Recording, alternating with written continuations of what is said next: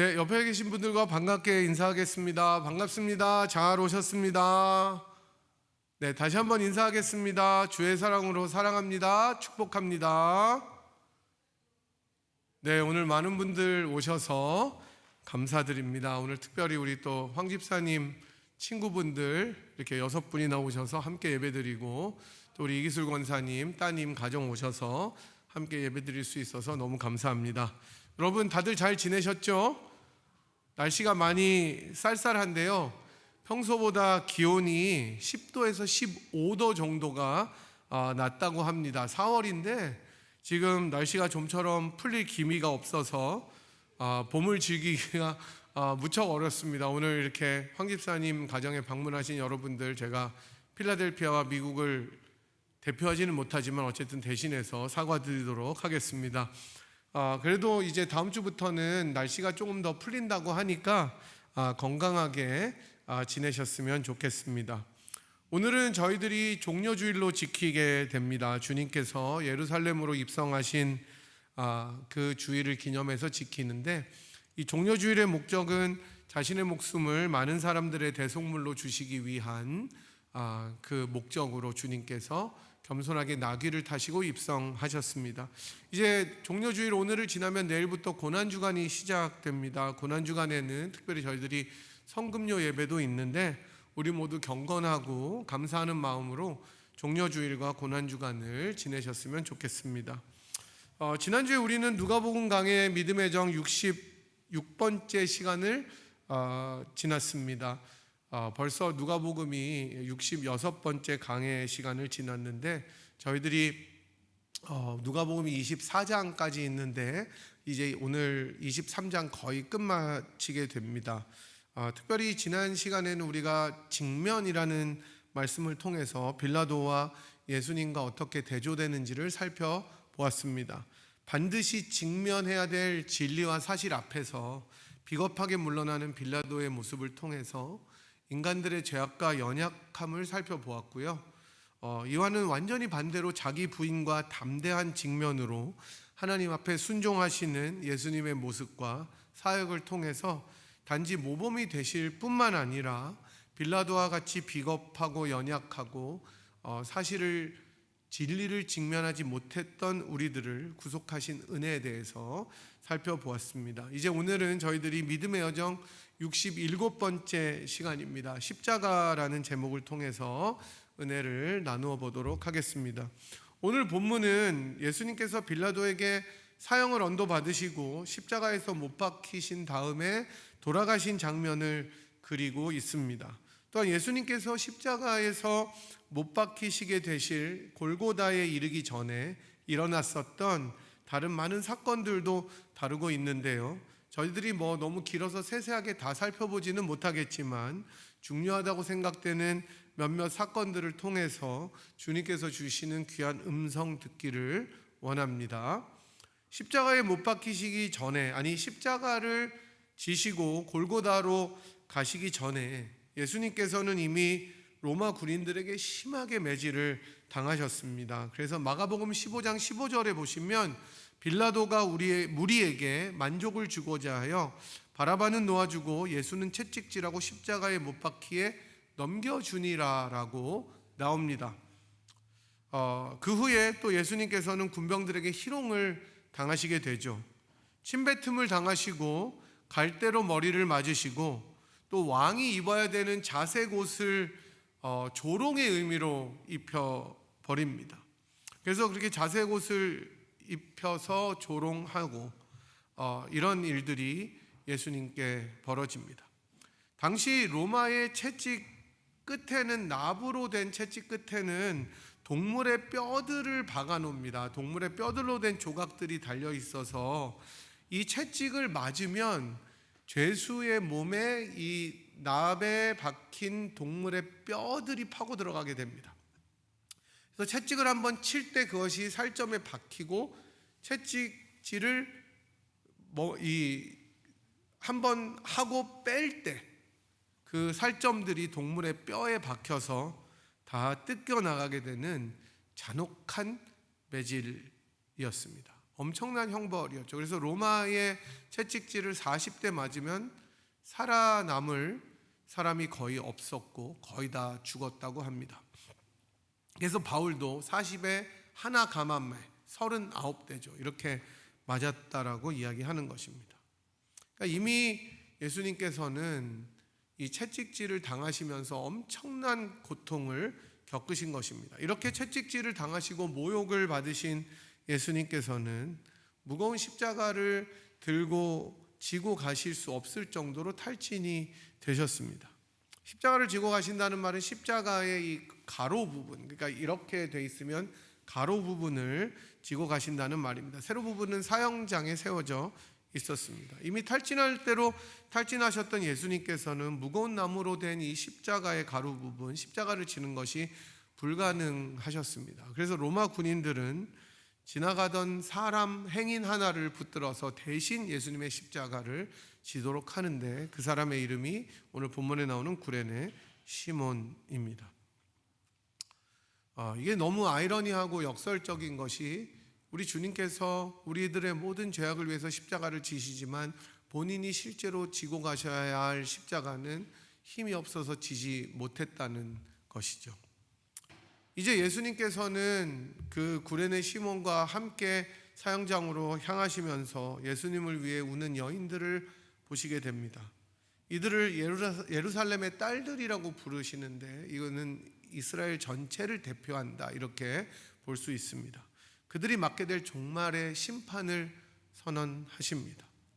탈진해서 쓰러지시면서도 주님께서는 자신의 백성의 운명을 염려하고 계십니다. 이분이 우리 주님이 되시는 것이죠. 하지만 이 누가의 초점은 십자가의 죽음에 맞춰져 있습니다. 다른 구레네 시몬, 예루살렘의 딸들에게도 지면을 할애하지만 이 누가복음에서의 이 장면에서의 가장 하이라이트, 초점은 바로 십자가의 죽음에 맞춰져 있습니다.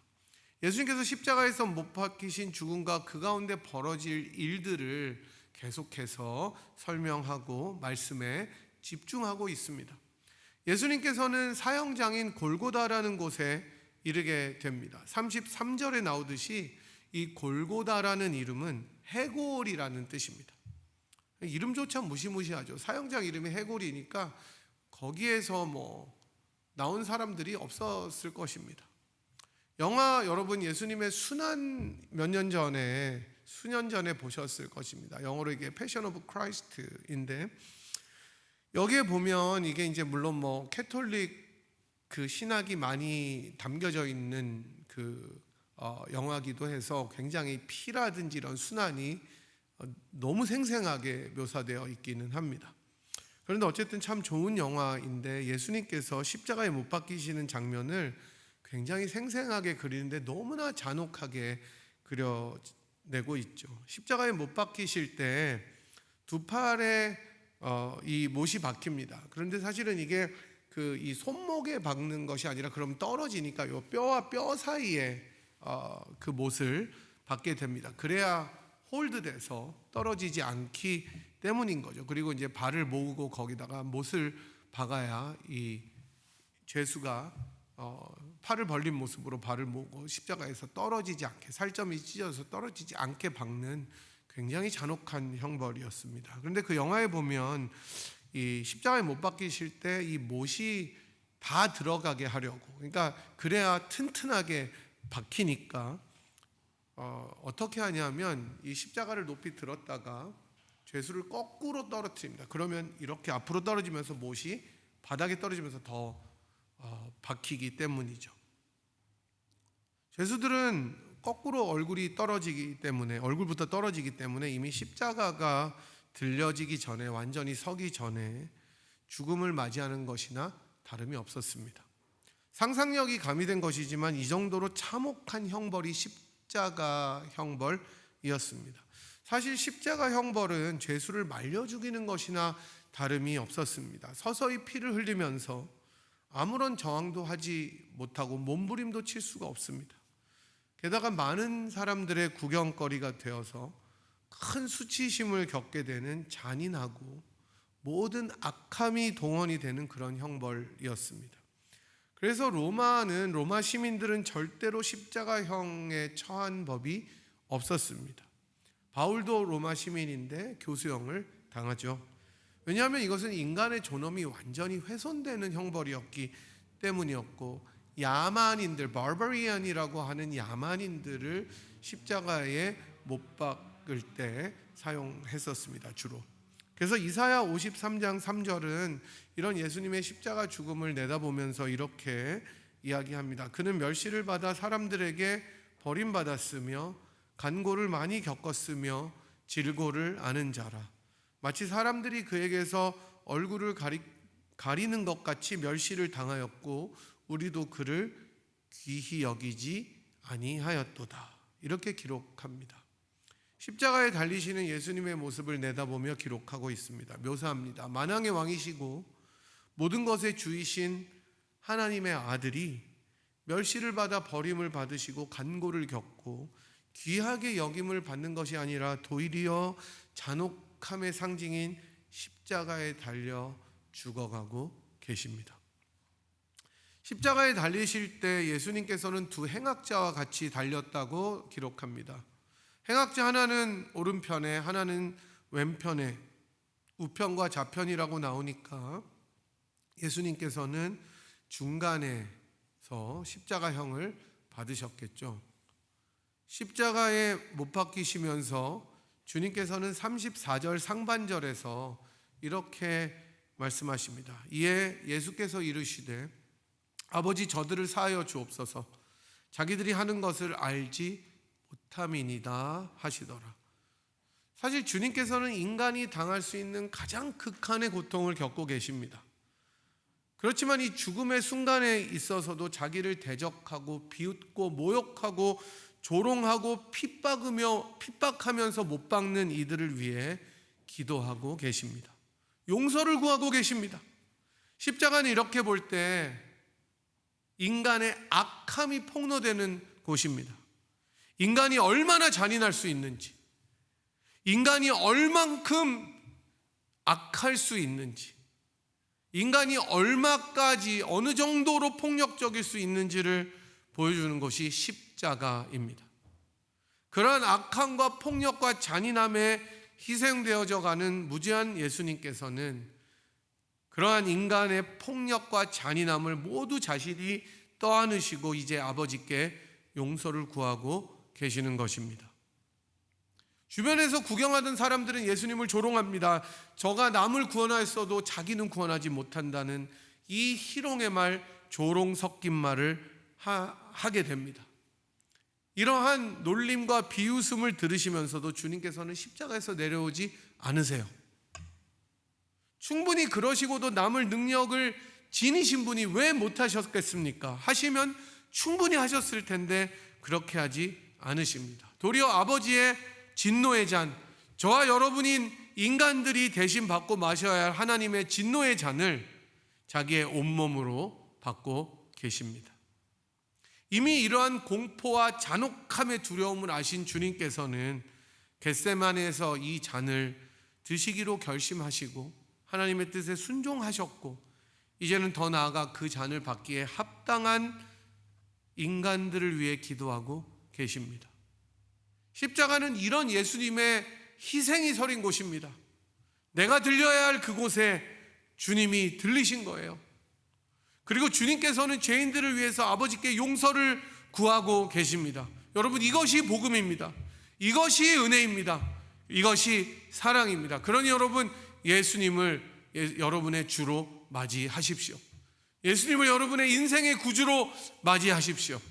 예수님을 여러분의 참 주인으로 받아들이십시오. 그럴 때 복음과 사랑과 능력과 은혜가 넘치게 되는 것입니다.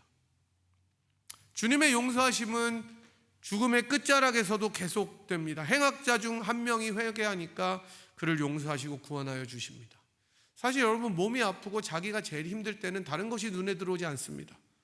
제가 토요일날 만약에 감기가 걸리면 저는 주일 설교를 해야 된다는 핑계로 아무것도 하지 않습니다. 그 정도로 사람이 이기적인 거예요. 그렇지만 우리 주님께서는 죽음의 문턱에서 죄를 뉘우치시고 비록 평생 악하게 죄인으로 살았더라도 은혜를 구하는 자를 멸시하지 아니하시고 구원하여 주십니다. 그분이 우리의 주님이십니다. 저와 여러분의 주님이십니다. 그러니 예수님을 인생의 주인으로 모십시오. 행악자를 권하신 주님께서 이제 마침내 숨을 거두시게 됩니다. 십자가에 달리신 주님께서 돌아가시는 장면이 나옵니다. 때가 제6시쯤 되었다고 나오는데 이것은 정오를 의미합니다. 오후 12시를 가리킵니다. 앞서 군병들이 신 포도주를 마취제로 주려고 하는데 주님께서 받지 않으시는데 당시에 신 포도주는 마취제 역할을 했습니다. 죄수들이 너무 고통스러우니까 이 신 포도주를 마시면 그 고통을 경감시킬 수 있는 마취제 역할을 하기 때문에 이것을 주어서 마시게 하였습니다.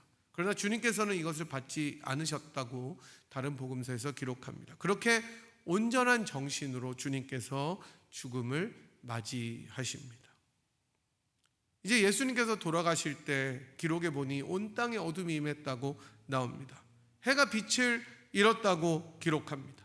어떤 사람들은 하나님께서 예수의 죽으심을 온 세상이 보지 못하도록 가리운 것이다 라고 문학적으로 표현을 하지만 사실 해가 빛을 잃고 어두움이 임했다는 말은 구약의 주의 날, 즉 하나님의 날, 여호와의 날이 임한다는 징조라고 성경은 기록합니다. 특별히 요엘 2장 31절은 여호와의 크고 두려운 날이 이르기 전에 해가 어두워지고 달이 핏빛같이 변하려니와 라고 하면서 여호와의 날은 심판의 날이라고 말씀합니다.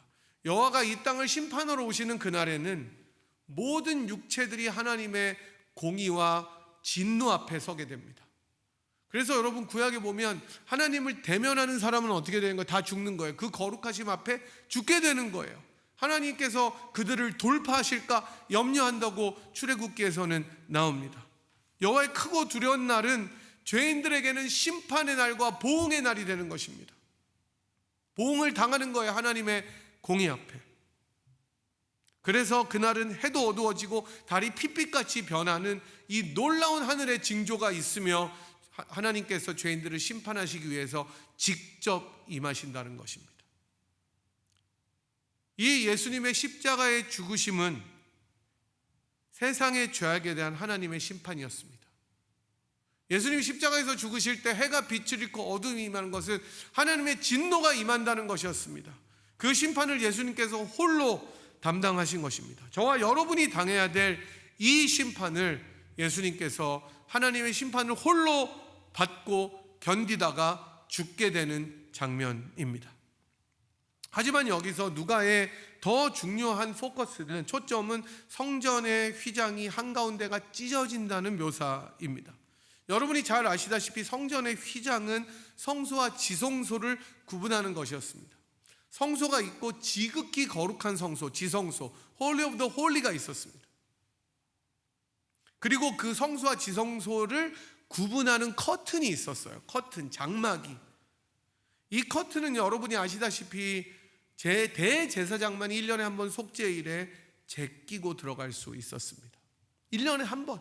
아무도 못 들어가고 대제사장만 들어갔습니다. 하나님 앞에 보일 때 들어갈 수 있는, 그래서 그것을 제끼고 들어가야 지성소에 하나님이 계시다는 것을 알고 들어갈 수 있었던 분리의 상징이었습니다. 그래서 아무도 접근이 불가능하다는 분리의 상징이었던 이것.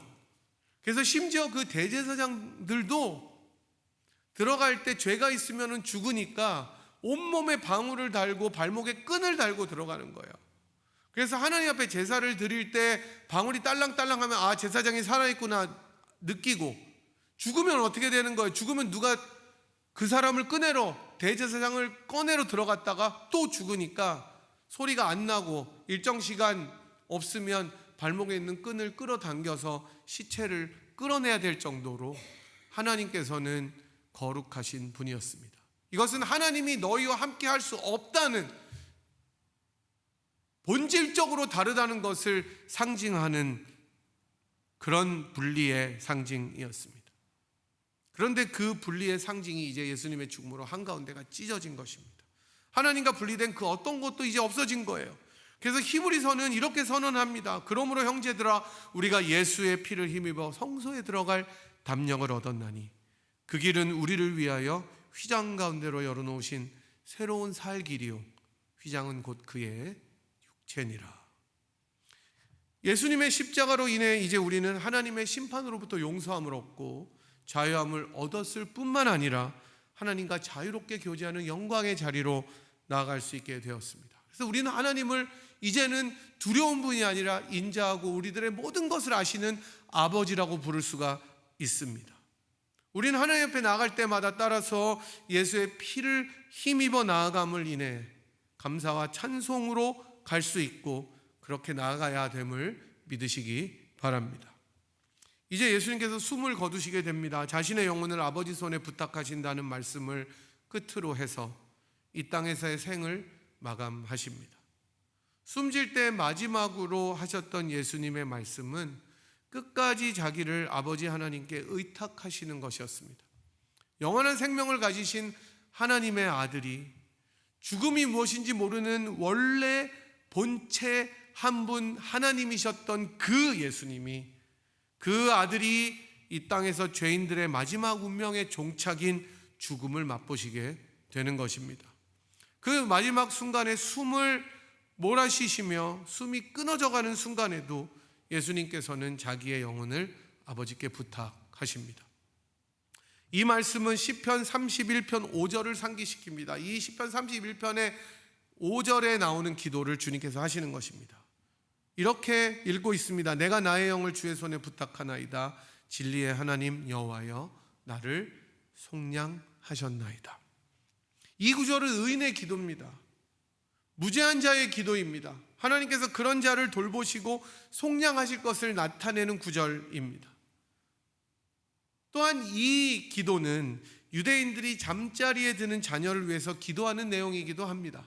여러분이 자녀들 어렸을 때 침대로 가기 전에, 잠자리에 들기 전에 기도해 주시죠. 요즘에는 손자 손녀들한테 기도해 주실 것인데,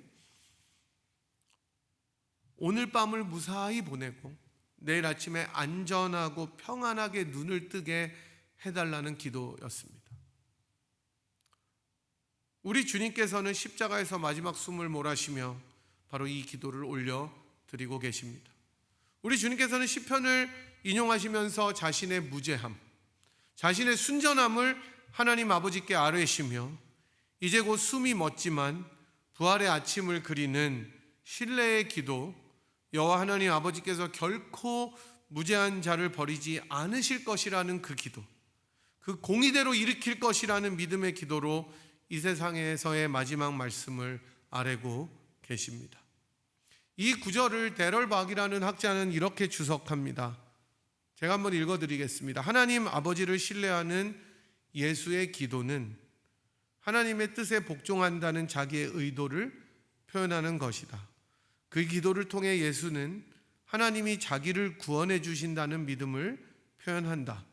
하나님 아버지에게 자신을 내어 맡기며 그분 안에서 안식하는 것을 신뢰하고 기대하는 예수는 죽어가는 의인에 대한 진정한 전형을 보여준다. 우리 주님의 마지막 기도는 절망이 아니라 소망이었습니다. 탄식이 아니라 신뢰였습니다. 하나님 아버지께서는 이런 아들의 기도에 신실하게 응답하셔서 부활을 그 선물로 주시고 모든 무릎을 예수의 이름 앞에 꿇게 하셨습니다. 이런 예수님의 기도와 신뢰를 보면서 우리 역시 아버지에 대한 신뢰를 돌아봐야 할 것입니다. 우리가 숨질 때 마지막으로 해야 할 말은 무엇입니까? 여러분은 이 세상을 떠날 때 가장 마지막으로 무슨 말씀을 하실 것입니까? 하지만 단지 우리가 마지막에 숨을 거두며 해야 될 말이 무엇인지를 넘어서 우리들은 과연 아버지를 향한 어떤 믿음과 신뢰를 가지고 있는지 동시에 생각해 보아야 할 것입니다. 바울이 로마서 8장 31절과 32절에서 그런즉 이 일에 대하여 우리가 무슨 말하리요? 만일 하나님이 우리를 위하시면 누가 우리를 대적하리요?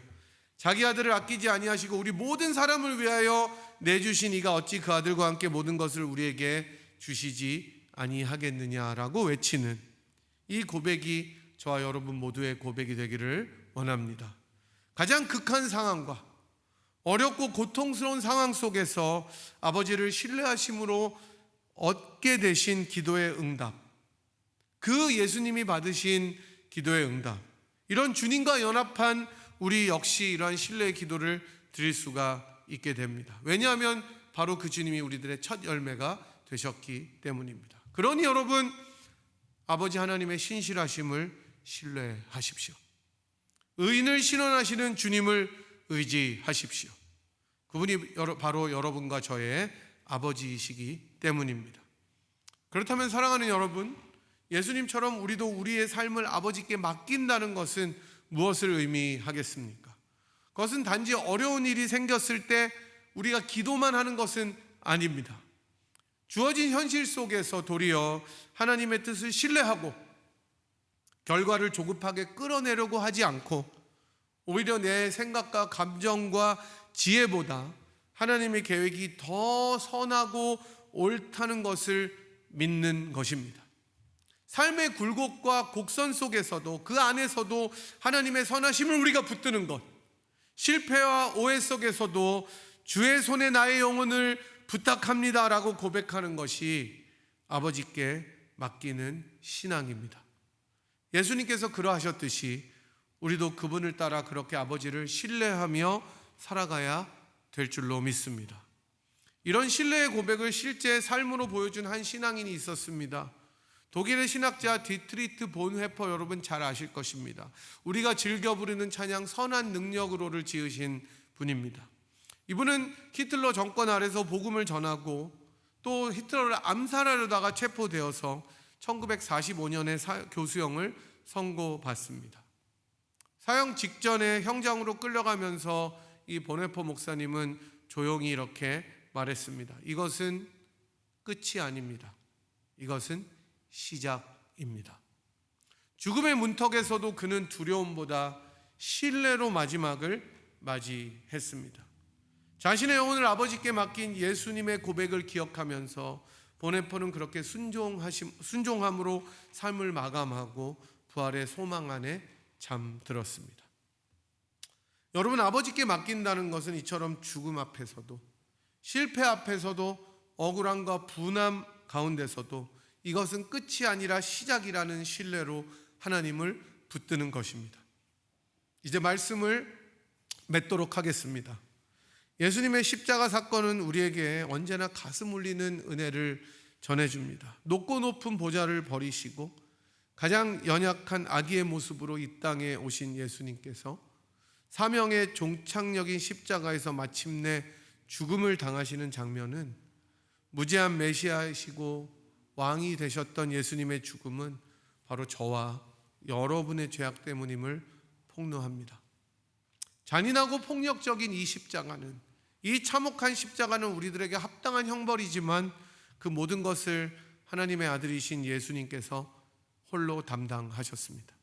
그래서 십자가는 결코 은혜만을 전하는 것만은 아니라 우리 죄악의 무서움 역시 폭로합니다. 그래서 우리는 십자가를 바라보며 얼마나 죄악이 가공할 만한지, 무서운지 이제는 우리가 더욱 거룩하게 살기로 결단하게 되는 것입니다. 하지만 여전히 십자가는 인간의 그 모든 악함과 죄악을 덮고 하나님과 진정한 화목과 화해를 가져다주는 그 형벌이 되었습니다. 그래서 우리가 아까 예배 중에 고백한 찬양처럼 십자가 십자가 내가 처음 볼 때에 나의 마음에 큰 고통 사라져라고 고백할 수 있고, 이제는 내 눈이 밝아져서 내 기쁨이 영원하다고 노래할 수가 있는 것입니다. 사랑하는 여러분, 예수님의 십자가를 묵상하십시오. 그 속에 담겨진 은혜와 공의와 사랑과 신뢰를 배워 나가십시오. 십자가 앞에 나아가 여러분의 죄짐을 풀어놓으십시오. 십자가 앞에 나아가 여러분의 고민과 정말 어려움들을 내려놓으십시오. 그 십자가 앞에 매일 나아가 내가 매일 십자가 앞에 나아가 은혜를 경험하겠다고 결단하십시오. 이제 시작되는 고난주간에 더욱 그렇게 하십시오. 우리를 위해 십자가 지시고 하나님께 나아가는 길을 열어주신 우리 주님께서 우리와 함께 하실 것이기 때문입니다. 이런 은혜가 우리 모두에게 넘치기를 간절히 소망합니다. 이제 함께 기도하도록 하겠습니다. 기도하고 축도하고 마치겠습니다. 하나님 감사합니다. 저희들이 무엇이간데 저희들을 사랑하여 주셔서 십자가의 은혜로 구속하여 주는지 만입이 있어도 우리가 다 주님께 감사하지 못합니다. 주님, 십자가 앞에서 내 죄짐을 풀어놓게 하여 주옵소서.